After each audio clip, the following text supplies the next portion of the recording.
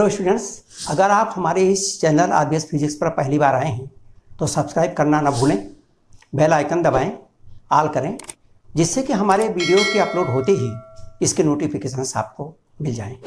कणों की निकाय या दृढ़ पिंड की गति के बारे में हम लोग पढ़ते हैं आगे। कोई भी सिस्टम है तो उसमें बहुत सारे पार्टिकल्स होते हैं, कण होते हैं, या कोई एक कण है, दो कण है, तीन कण है, तो चाहे वो दो कणों का सिस्टम हो, निकाय हो, या दो से अधिक कणों का एक निकाय हो, तो उसकी गति के बारे में हम लोगों को यहाँ पढ़ना है। उसमें जो पहला वाला उसका भाग है वो है द्रव्यमान केंद्र, सेंटर ऑफ मास। अब द्रव्यमान केंद्र या सेंटर ऑफ मास क्या है? हम लोगों ने पढ़ा है गति के नियम में कि किसी भी कण की गति, हमने किसी भी वस्तु की गति नहीं, कण की गति, यानी जो भी हम लोगों ने बल लगाया तो किसी कण पर लगाया, जो एक्सेलरेशन निकाला तो उस कण का निकाला। तो जब कोई भी वस्तु या कोई निकाय रहता है तो उसमें बहुत सारे कण रहते हैं, तो उन सारे कणों का कोई ना कोई एक प्रतिनिधि कण होना चाहिए जो जिसकी गति से उस सारी वस्तु का, ये पूरे निकाय की गति का हमें पता चल सके। तो इसलिए द्रव्यमान केंद्र किसी भी निकाय में या किसी भी वस्तु में वो प्रतिनिधि बिंदु है जिसकी गति संपूर्ण वस्तु की गति को प्रेजेंट करती है, उसको दिखाती है या उसको प्रकट करती है। हम उसी को द्रव्यमान केंद्र कहते हैं। तो द्रव्यमान केंद्र में जैसे मान लीजिए कोई भी एक वस्तु है, अब इसके जितने भी कण होंगे, हमको प्रत्येक कणों पर कितना बल लग रहा है, उसका कितना एक्सेलरेशन होगा, कितना और क्या उसकी वेलोसिटी होगी, हमको प्रत्येक कणों का अध्ययन करने की ज़रूरत नहीं।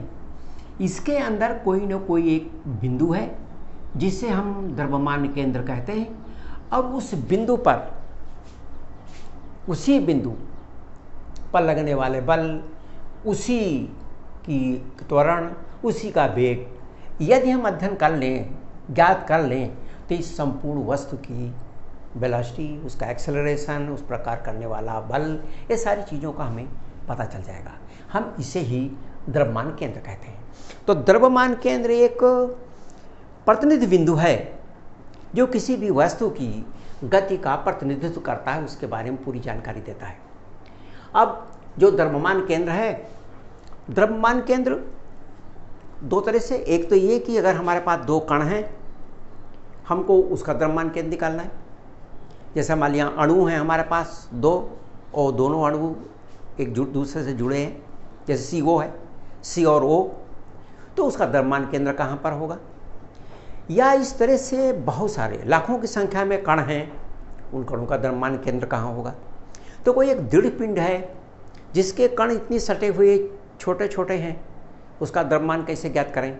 या अगर हमें कोई बड़े बड़े कण हैं, अणु हैं, परमाणु हैं, इस तरह के हैं, तो उसका द्रव्यमान हम केंद्र कैसे ज्ञात करते हैं?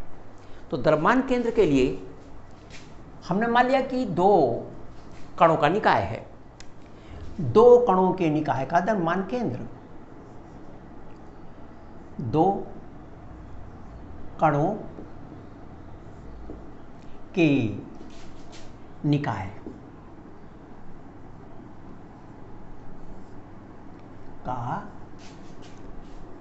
द्रव्यमान केंद्र।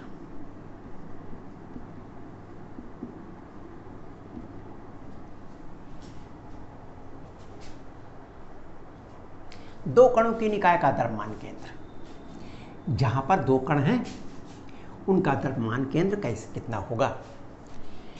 मान लिया कि हमारे जो दो कण हैं उनके पोजीशन वेक्टर दिए हुए हैं। ये इसका मूल बिंदु है, ये y और x है। ये मान लीजिए हमारा x है, ये y है। अगर इसको हमने कार्तीय कोऑर्डिनेट में लिया, और दो बिंदु हैं, एक है A, एक है B, इसका द्रव्यमान है m1, इसका द्रव्यमान है m2, और इसकी पोजीशन वेक्टर r1 है और इसका पोजीशन वेक्टर r2 है।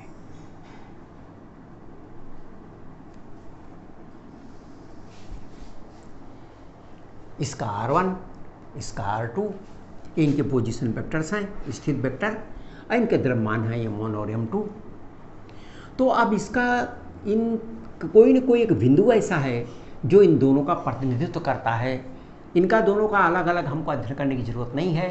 अगर उस बिंदु की गति का अध्ययन कर लें तो इनकी गतियों का या इस निकाय का गति का हमें पता चल जाएगा। तो वही हमको निकालना है कि वो सेंटर ऑफ मास, द्रव्यमान केंद्र कहाँ पर होगा। इनको मिलाने वाली रेखा पर ये बिंदु है।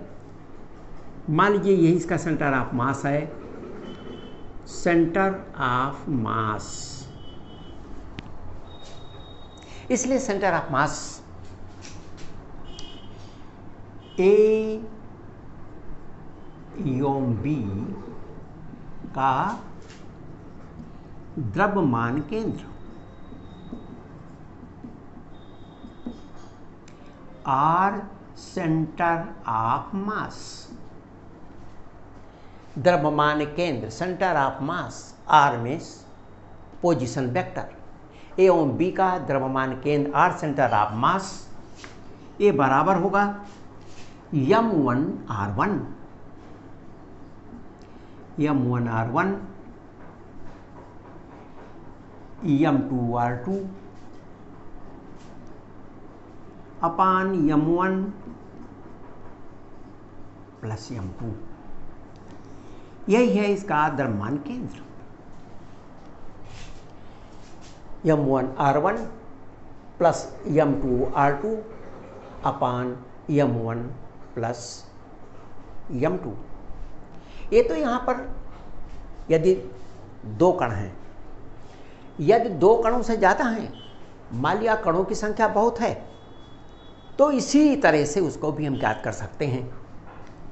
यदि n कण हों तो अगर कण n है तो r सेंटर ऑफ मास, उन n कणों का सेंटर ऑफ मास का जो स्थित वेक्टर होगा वो होगा m1 r1। ये पहले का स्थित वेक्टर, उसका पहले का द्रव्यमान। इसी प्रकार m2 r2, और ऐसा ही होता चला जाएगा mn rn अपान इनके द्रव्यमानों का योग m1 m2, और इस तरह से ये हो जाएगा mn। इसको इस तरह भी हम लिख सकते हैं। ये तो सारे कणों का द्रव्यमान है, इसको सिग्मा m, इसको भी लिख सकते हैं sigma I is equal to 1 to n mi ri, mi ri 1 से लेकर n तक upon sigma I is equal to 1 to n is equal to mi। हम इसको इस तरह लिख सकते हैं sigma I is equal to 1 to n mi ri upon m, जहाँ पर m उस निकाय का द्रव्यमान है, क्योंकि सारे कणों के द्रव्यमानों का जोड़ है। जब सारे कण जुड़ जाएंगे तो पूरी वस्तु का द्रव्यमान हो जाएगा।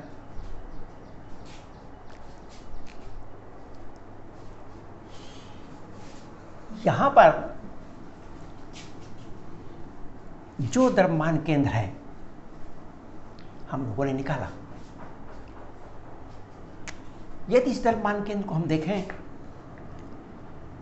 आर सेंटर ऑफ मास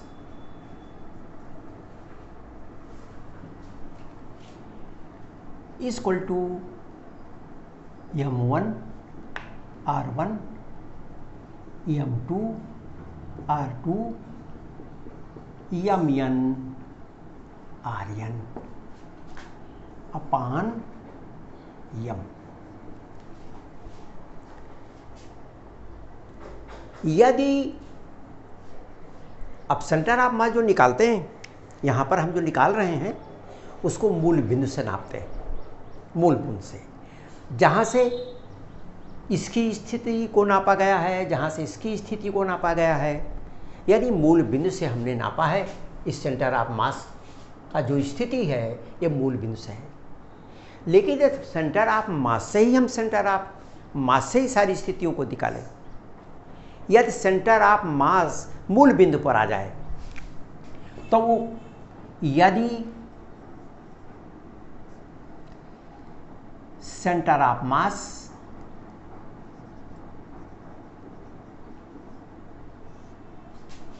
यदि द्रव्यमान केंद्र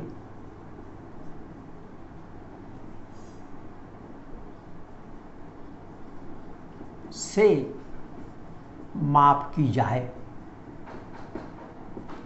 द्रव्यमान केंद्र से माप करेंगे तो द्रव्यमान केंद्र हमारा मूल बिंदु हो जाएगा। तो आर सेंटर ऑफ मास का मान 0 हो जाएगा, ये 0 हो जाएगा, और इधर भी गुणा होकर ये भी 0 हो जाएगा। और इसलिए m1 r1 plus m2 r2 and mn rn equal to 0। अर्थात सेंटर ऑफ मास के परितः प्रत्येक कणों के द्रव्यमानों का आघूर्ण, द्रव्यमानों का आघूर्ण 0 होता है। अर्थात द्रव्यमान केंद्र की परितः या सापेक्ष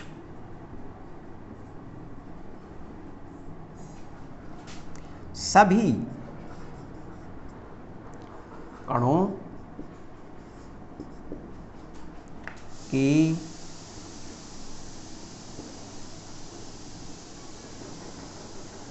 सभी कणों के द्रव्यमानों का आघूर्ण 0 होता है।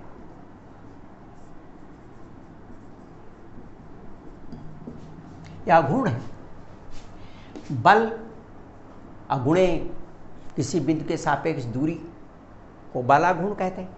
यह द्रव्यमानों का आघूर्ण है। द्रव्यमान गुणे जिस बिंदु के सापेक्ष निकाल रहे हैं वहां से लंबवत दूरी, तो यह हो गया द्रव्यमानों का आघूर्ण। हम लोगों ने यहाँ पे जो अभी द्रव्यमान केंद्र निकाला है, ये उनके पोजीशन वेक्टर से निकाला है, उनकी स्थिति वेक्टर से निकाला है। जो स्थिति वेक्टर है, यदि इसको हम कार्तीय कोऑर्डिनेट्स में एक्स वाई जेड के रूप में निकालते हैं तो इसके कंपोनेंट हमें एक्स वाई और जेड के रूप में भी प्राप्त हो जाते हैं। इसलिए जो द्रव्यमान केंद्र है उसे कार्टेशियन कोऑर्डिनेट्स में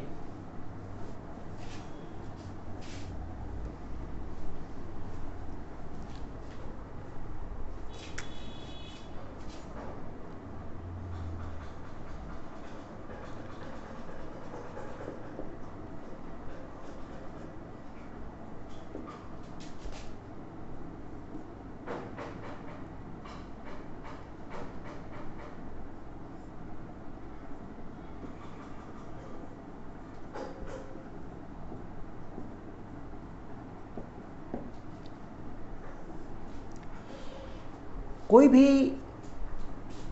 जो पोजीशन वेक्टर होता है उसके 3 कंपोनेंट होते हैं। एक उसका एक्स दिशा में हो जाएगा, एक इसका वाई दिशा में हो जाएगा और एक उसका जेड दिशा में हो जाएगा। तो कोई भी अगर है आर तो 3 भाग में वो उसकी 3 भाग में उसके जो कंपोनेंट्स होंगे तो वो 3 दिशाओं में वो तोड़ा जा सकेगा, 3 दिशाओं में उसके घटक होंगे। तो इसलिए कार्तीय निर्देशांक के रूप में अगर निकालते हैं तो जो सेंटर ऑफ मास आया ये 3 रूप में निकलेगा, एक्स दिशा में, वाई दिशा में और जेड दिशा में। इसलिए सेंटर ऑफ मास का जो एक्स भाग आएगा वो आ जाएगा m1 x1 m2 x2 mn xn, और नीचे तो सभी द्रव्यमानों का जोड़ रहता है m1 m2 m3 mn अर्थात कैपिटल M। इसी प्रकार y centre of mass m1 y1 m2 y2, और ये होता चला जाएगा mn yn, नीचे सभी द्रव्यमानों का जोड़। इसी प्रकार अगर 3 डायमेंशनल है, 3B में ये है तो जेड भी होगा, जेड सेंटर ऑफ मास, तो फिर यम जेड दिशा के कंपोनेंट उसके हो जाएंगे m1 z1 m2 z2 और mn zn अपान कैपिटल M। तो हम इस तरह से इसको ज्ञात कर लेते हैं। एक बात यहाँ ध्यान देने की है कि ये तो जो हमारे कण हैं m1 m2 इन कणों के द्रव्यमान हैं, जो निकाय में कण हैं उनके द्रव्यमान हैं। लेकिन जो दृढ़ पिंड रहता है, दृढ़ पिंड में कण इतने छोटे छोटे मिले रहते हैं कि प्रत्येक कण का अलग अलग पोजीशन ज्ञात करना कठिन रहता है। उस स्थिति में, दृढ़ पिंड की स्थिति में जो हम द्रव्यमान केंद्र निकालते हैं तो उसमें फिर हम समाकलन की स्थिति का प्रयोग करते हैं, समाकलन के सूत्रों का प्रयोग करते हैं। दृढ़ पिंड में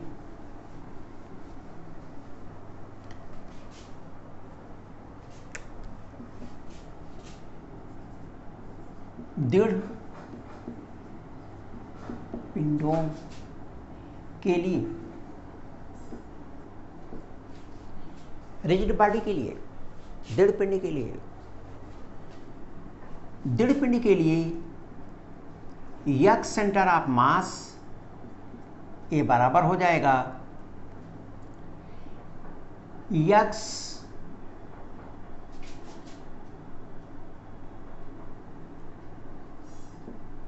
अपान यम। इसी प्रकार Y center of mass Y D M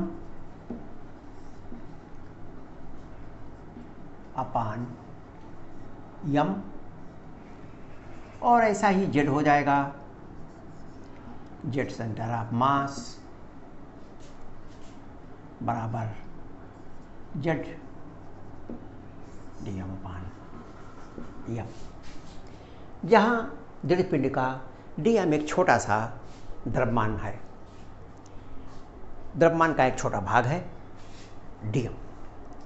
तो अगर दृढ़ पिंड है तो वहाँ द्रव्यमान का एक छोटा भाग लेते और उसका निकाल करके फिर समाकलन कर देते हैं तो इसकी स्थिति ज्ञात हो जाएगी। अब यदि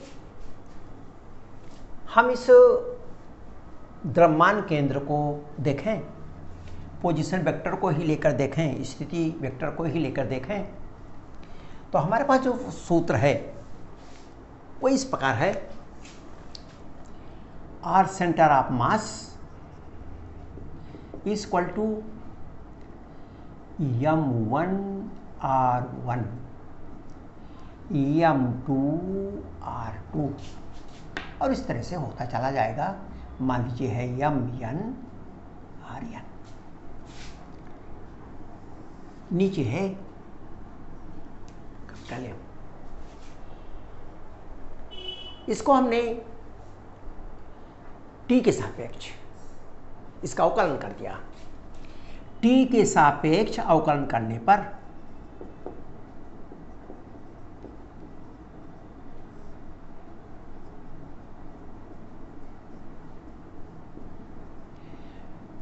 टी के सापेक्ष अवकलन करने पर, अब इसे हम अगर अवकलन कर दें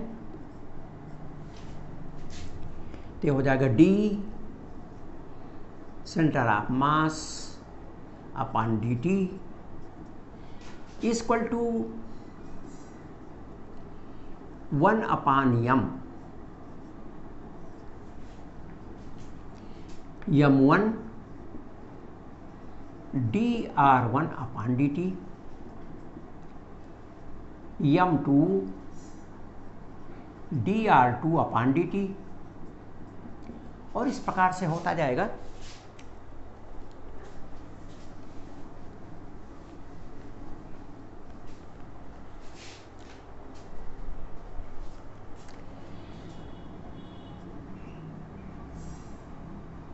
mn drn upon dt।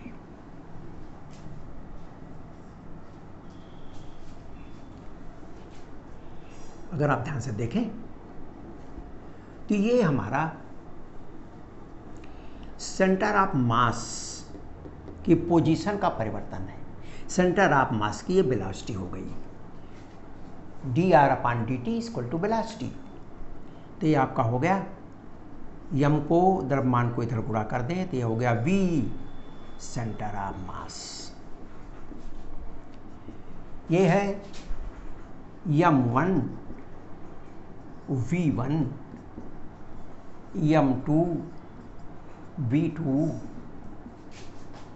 mn vn।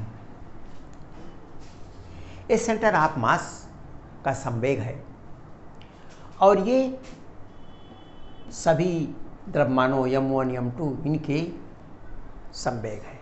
आप ध्यान से देखें, ये इनके संवेग है। यानी हम कह सकते हैं कि संवेग P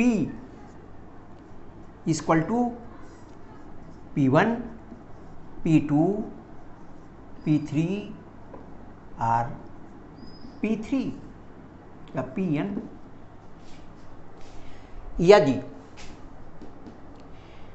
यद्यपि किसी भी निकाय में जो कण होते हैं उनके बीच आपस में भी आंतरिक बल कार्य करता है। यदि हम किसी कणों के निकाय का विचार करें, ये कण हैं, ये आपस में भी एक दूसरे के ऊपर बल आरोपित करते हैं, जिसे हम आंतरिक बल कहते हैं, आंतरिक बल। लेकिन ये जो आंतरिक बल है, ये आंतरिक बल का जो परिणामी मान आता है वो शून्य आता है, अर्थात जिसके कारण से कोई विस्थापन या कोई कार्य नहीं होता। तो आंतरिक बल है, क्रिया प्रतिक्रिया बल बराबर होते हैं, इसलिए आंतरिक बल का जो परिणामी मान ये शून्य रहता है। किसी निकाय में जो भी संवेग परिवर्तन होता है वो बाह्य बल के कारण से होता है, बाह्य बल के कारण से।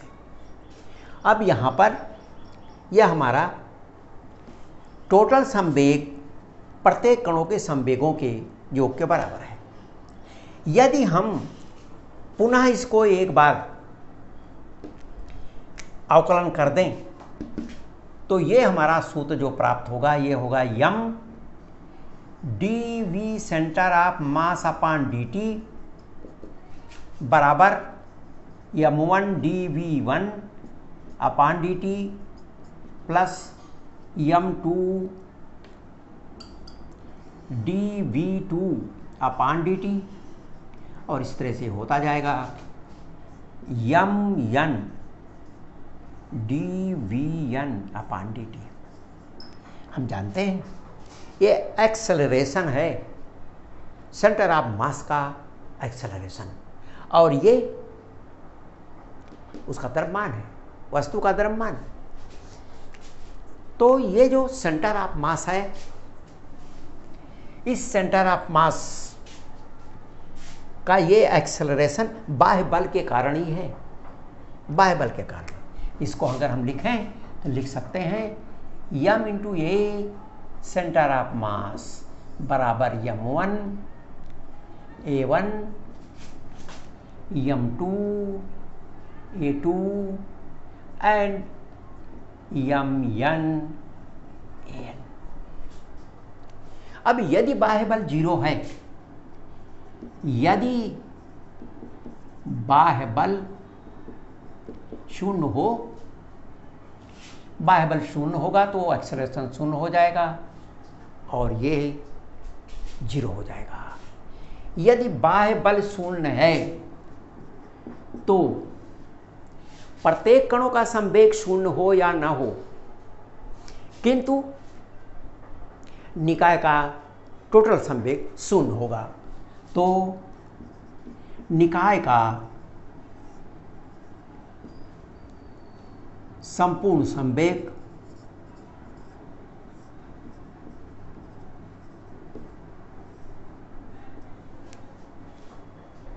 संरक्षित होगा, अर्थात संपूर्ण संवेग स्थिर रहेगा, यानी संरक्षित रहेगा, उसमें कोई भी परिवर्तन नहीं होगा। यहां ध्यान से देखें, V ये हमारा निकाय का संपूर्ण संवेग है, बराबर m1 v1 m2 v2 m3 v3। जो भी हमारा निकाय है, यदि निकाय पर बाहर से कोई बल नहीं लग रहा है, बल अंदर से ही लग रहा है, तो उस निकाय का संवेग जितना है उतना ही रहेगा, अर्थात निकाय का सेंटर ऑफ मास का संवेग स्थिर बना रहेगा, उसमें कोई भी परिवर्तन नहीं होगा, सेंटर ऑफ मास का संवेग वही रहेगा।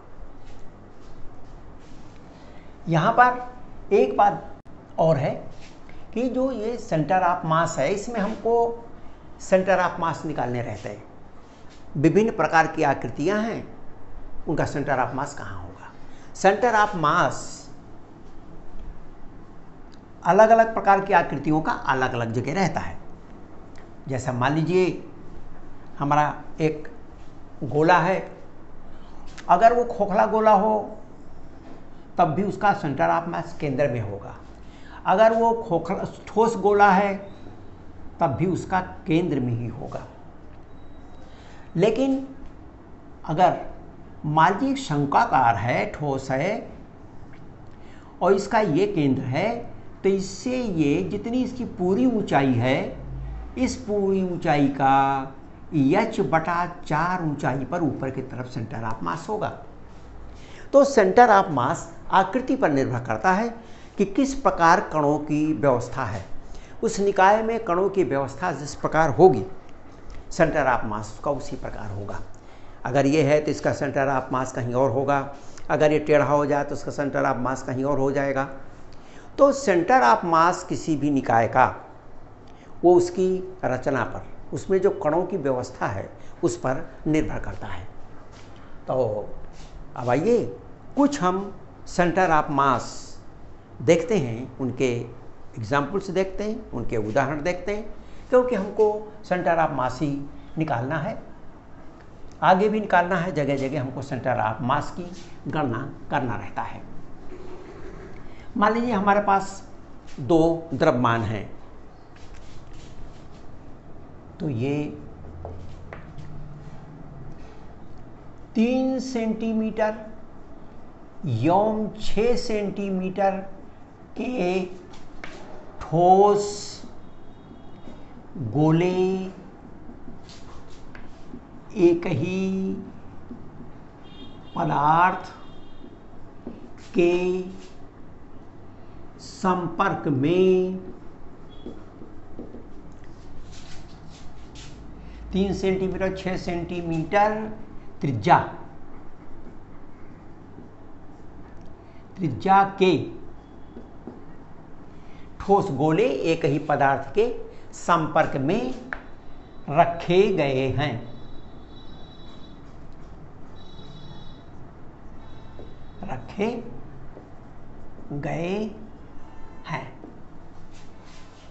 सेंटर ऑफ मास निकालो। प्रश्न ये आता है कि सेंटर ऑफ मास कहां से निकालो। सेंटर ऑफ मास कोई स्थान तो दिया नहीं, तो द्रव्यमान केंद्र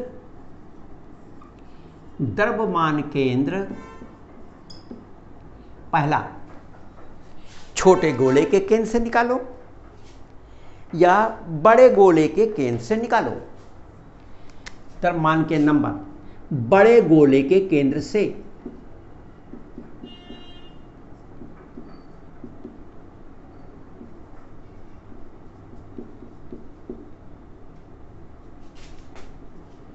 नंबर 2 छोटे गोले के केंद्र से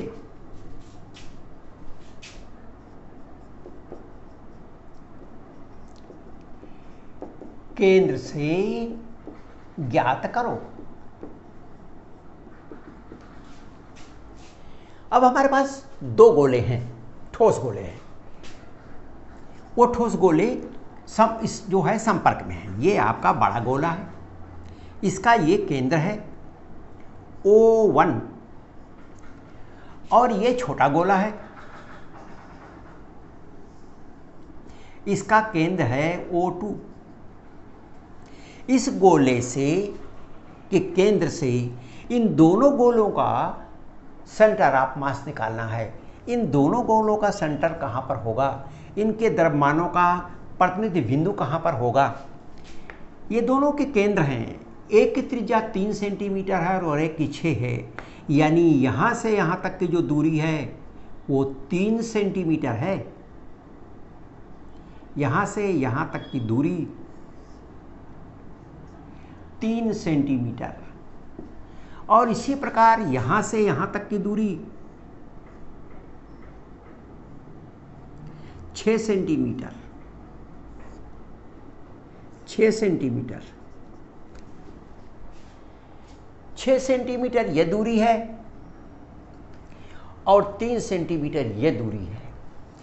पहला निकालना है बड़े गोले के केंद्र से, यहाँ से द्रव्यमान केंद्र कहाँ पर आएगा, इन दोनों को हमको वो निकालना है।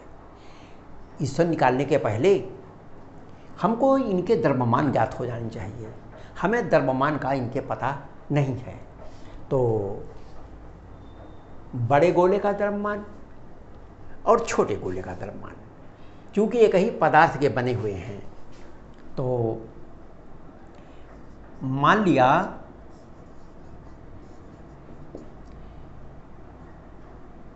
गोलों के पदार्थ का घनत्व D है। D है, ये हमने मान लिया। अगर घनत्व D है तो बड़े गोले का द्रव्यमान, बड़े गोले का द्रव्यमान, मान लिया ये M1 है। गोला है, द्रव्यमान बराबर होता है आयतन गुणे घनत्व। यह हो गया 4/3 पाई r³। R है 6, 4/3 पाई r³ और इसका गुणा किया D से, घनत्व से। तो ये बड़े गोले का द्रव्यमान आ गया, राइट। इसी प्रकार छोटे गोले का द्रव्यमान, छोटे गोले का द्रव्यमान M2, इसका मान रख देंगे 4/3 पाई और बड़े गोले की जो त्रिज्या है r³ वो है 6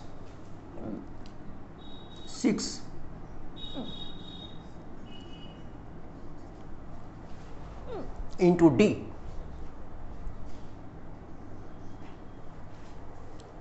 अब बस ऐसा ही छोटे गोले का द्रव्यमान M2 बराबर 4/3 पाई r³ D ये बराबर हुआ 4/3 पाई 3 का घात 3 इंटू डी। तो हमें M1 M2 मालूम हो गया। अब R1 R2 भी मालूम हो जाए। चूंकि नाप यहां से रहे हैं इसलिए इसके द्रव्यमान की जो दूरी होगी 0 होगी। हम यहीं से नाप रहे हैं। द्रव्यमान M1 यहां पर है, M1 यहां है और M2 यहां है, लेकिन M1 जहां है हम वहीं से नाप रहे हैं, बड़े गोले के केंद्र से। इसलिए R1 0 होगा क्योंकि यहीं से हम नाप रहे हैं। R1 बराबर 0 और R2 यहीं से बड़े गोले का द्रव्यमान, छोटे गोले का द्रव्यमान है 6 और 3 9 सेंटीमीटर। बस द्रव्यमान केंद्र निकाल दिया। इसलिए R centre of mass equal to M1 R1 M2 R2 upon M1 plus M2। M1 4/3 pi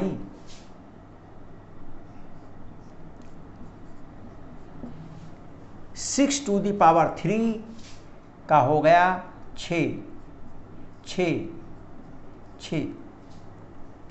into D.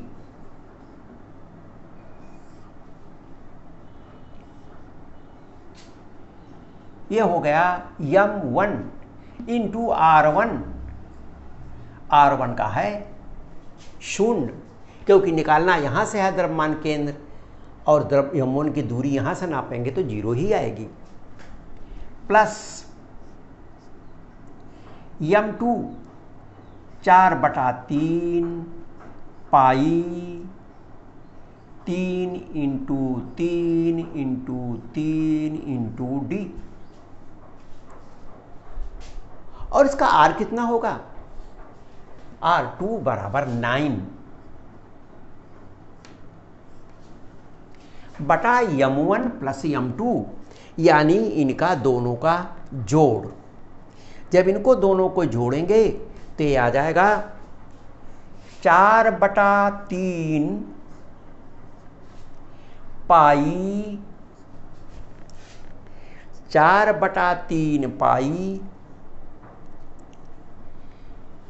Into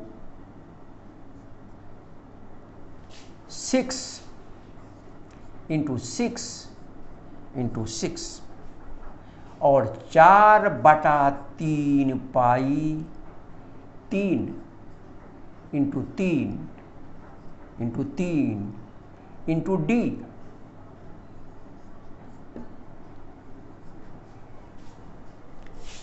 M1 M2 right. बस अब आप इन्हें, पहला भाग 0 हो जाएगा क्योंकि यह 0 है, खत्म। अब ये आया 4/3 पाई 3 3 3 डी 9। तो इसका मान आएगा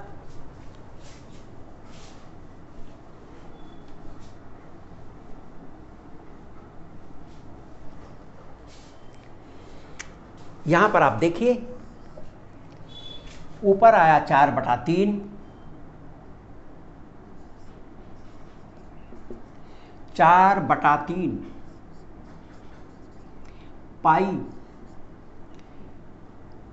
3 3 9 3 27 डी इंटू 9। यह भाग 0 हो गया। अब इस भाग को अगर आप देखें तो 4/3 पाई डी, 4/3 पाई डी, ये बाहर आ जाएगा। 4/3 पाई डी ये बाहर हो गया, राइट। अब बचा 6 6 6 3 3 3।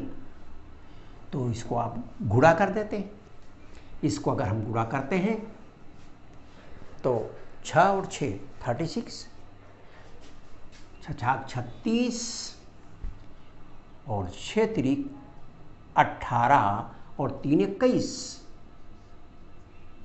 और ये आ जाएगा 3 त्रिका 9 त्रिक 27 27। 4/3 पाई से 4/3 पाई और डी कट जाएगा, सॉरी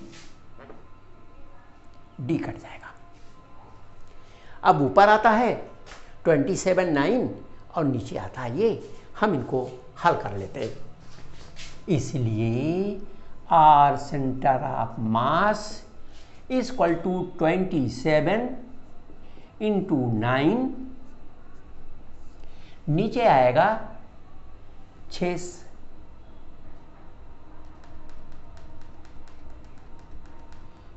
7 13,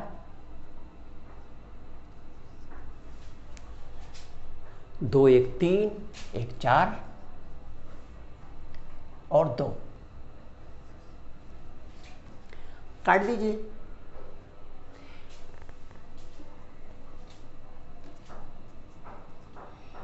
ये कटेगा 9 से।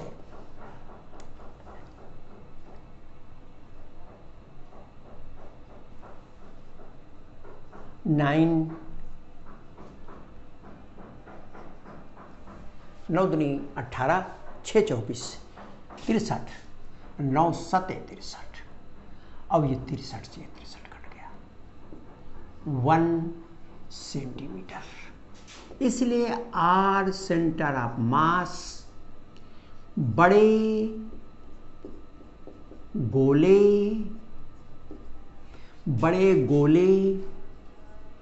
के केंद्र से 1 सेंटीमीटर छोटे गोले की ओर है। छोटे गोले की ओर है।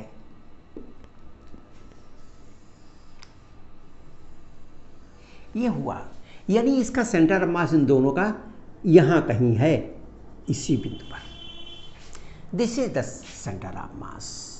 ये बिंदु है सेंटर ऑफ मास। ध्यान रखेंगे सेंटर ऑफ मास इस निकाय का वहीं रहेगा, वो बदलता नहीं है। खाली उसका मान बदलता है कि हम नापे कहाँ से। यहाँ से नापेंगे ये आएगा, यहाँ से नापेंगे ज़्यादा आएगा, लेकिन बिंदु तो वही रहेगा। तो सेंटर ऑफ मास वही रहता है। प्रश्न ये आता है कि हम इसको कहाँ से नाप रहे हैं। अब आइए इसको हम छोटे गोले से, बड़े गोले के केंद्र से अब छोटे गोले के केंद्र से नापना है। बड़े गोले के केंद्र से हमने नापा, अब इसको छोटे गोले के केंद्र से हम नापेंगे। जब इसको हम छोटे गोले के केंद्र से नापते हैं, अब इसको एक इसका तरीका यह था कि हमने यहाँ पर M1 और M2 की इस तरह से हमने मान निकाल लिए। एक तरीका ये भी था कि M1 और M2 का किसी एक राशि के रूप में निकालते तो इतना लंबा नहीं करना पड़ता और छोटे में भी हो जाता।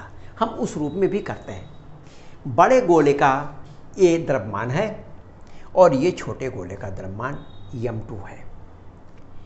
अब अगर इसको भाग दे दें तो M1 और M2 हमें ज्ञात हो जाएगा।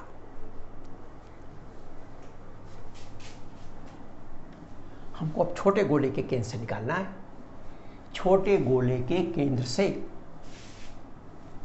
जब छोटे गोले के केंद्र से हम निकालेंगे, यहाँ देखिए, तो छोटे गोले के केंद्र से द्रव्यमान केंद्र निकालना है तो M2 चूंकि यहाँ केंद्रित है, इसलिए यहाँ से वहाँ की दूरी जो होगी वो 0 होगी। अर्थात यहाँ पर जब छोटे गोले के केंद्र से निकालेंगे तो R2 का मान 0 हो जाएगा। अब R1 का नहीं, R2 का मान 0 होगा और R1 यानी यहाँ से M1 की दूरी हो जाएगी 3 और 6 9। अब ये तो हो जाएगी 9 और ये हो जाएगा 0, राइट। तो आर सेंटर ऑफ मास, तो छोटे गोले के केंद्र से, यहाँ पर ये छोटे गोले के केंद्र से, ये छोटे गोले के केंद्र से निकाल रहे हैं। अभी रख दिया हमने 4/3 पाई 666 इंटू डी, लेकिन अब यहां 0 नहीं होगा, अब यहां पर 9 होगा और यहां पर 0 होगा, क्योंकि अब R2 0 है और R1 9 है। यहां पर ये 0 हो जाएगा, ये वैल्यू यहां बच जाएगी। ध्यान रखें, यहां पर ये भाग इसका बच जाएगा। 4/3 पाई 666 D9 ये बचेगा और ये 0 हो जाएगा। अब ये जो भाग आपका आएगा, ये आएगा 4/3 पाई 6 इंटू डी, 6 इंटू डी, ये बचा और 9 भी रहेगा।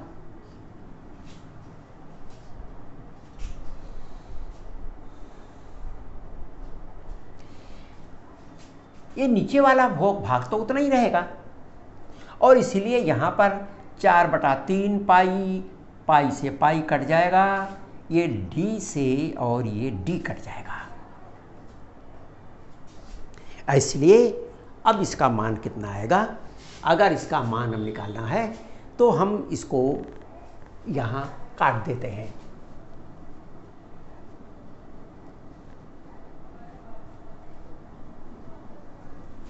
अब आर सेंटर ऑफ मास कितना होगा? ऊपर बचा 6 6 6 और 9, 6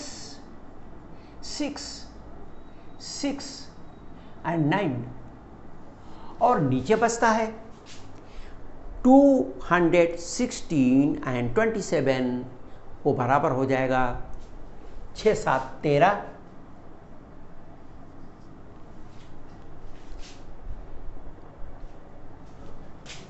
4 और 2। अब काट देते हैं।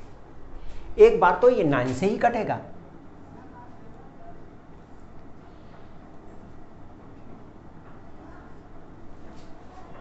9 दूनी 18, 6 24 63 और 9 7 63 27।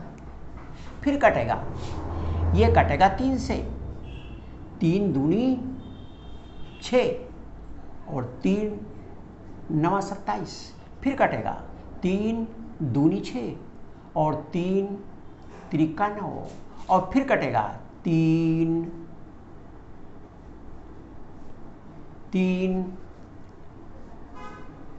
दूना 6,